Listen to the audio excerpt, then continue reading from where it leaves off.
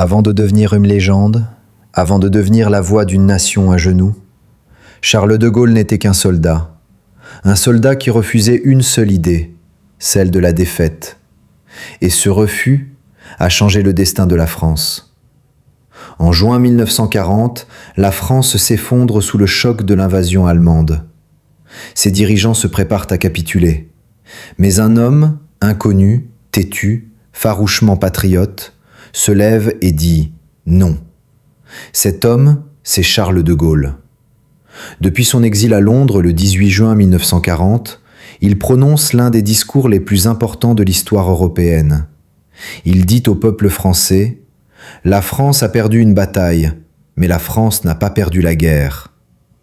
Une seule phrase, mais une étincelle qui rallume l'espoir chez des millions de personnes.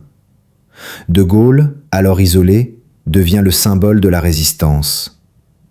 Sous sa direction, les forces françaises libres se battent sur plusieurs continents, du désert africain aux rues de Paris.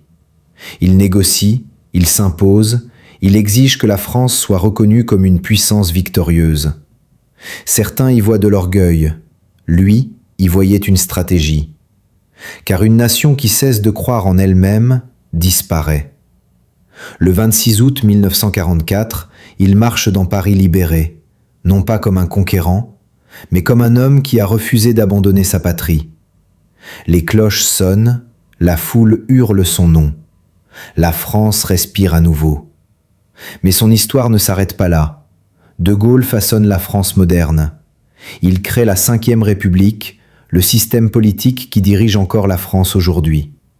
Il renforce la présidence, donne au pays une indépendance nucléaire et affirme que la France ne sera jamais un simple pion dans les jeux des grandes puissances. On peut l'admirer ou le critiquer, mais une vérité demeure.